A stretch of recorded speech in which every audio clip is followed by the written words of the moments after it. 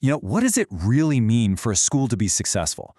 Is it all about the final grades, or is it something more? Is it about creating a place where every single student, no matter what they're up against, has a real shot at success? That's what we're diving into today. And that leads us to the heart of the matter, really. What happens when the classroom, this place that's supposed to be all about learning and growth, just doesn't fit the child? Well, for way too many kids, the answer is it's a daily battle. You see, for students dealing with emotional and behavioral challenges, the school day isn't just about learning your times tables or memorizing historical dates. It can feel like you're constantly fighting against frustration, against being misunderstood, and just this nagging feeling that you don't belong.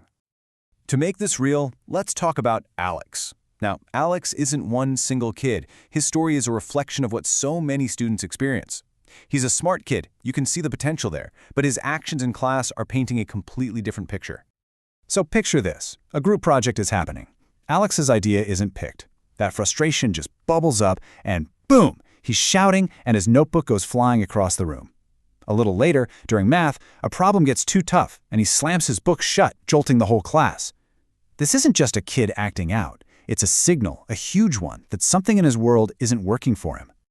Okay, so how do we help a student like Alex? How do we get him on a better track? Well, it all starts with one really basic question. Where is the best place for him to learn? And what's so important to get is that there's no single one-size-fits-all answer. There's a whole spectrum of environments, from being in a general classroom full-time, that's full inclusion, all the way to really specialized schools. The goal is always to find what's called the least restrictive environment.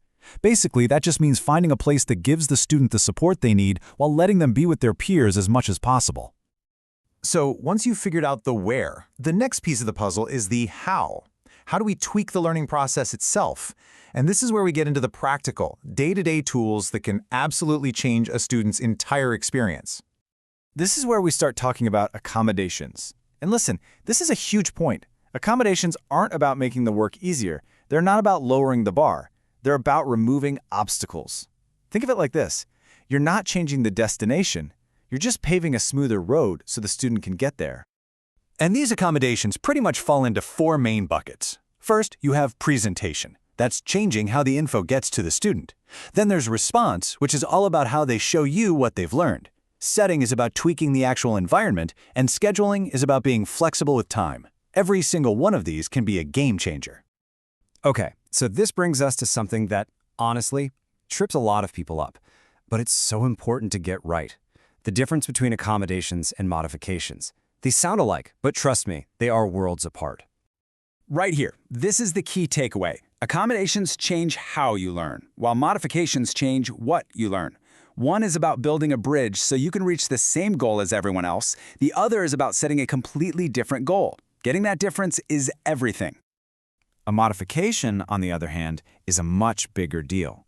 It's a fundamental change to the curriculum for a student who just isn't able to meet the grade-level expectations. Their learning goals might actually be different. But for a kid like Alex, right now, our focus is on accommodations, giving him the right tools to hit the same targets as his classmates.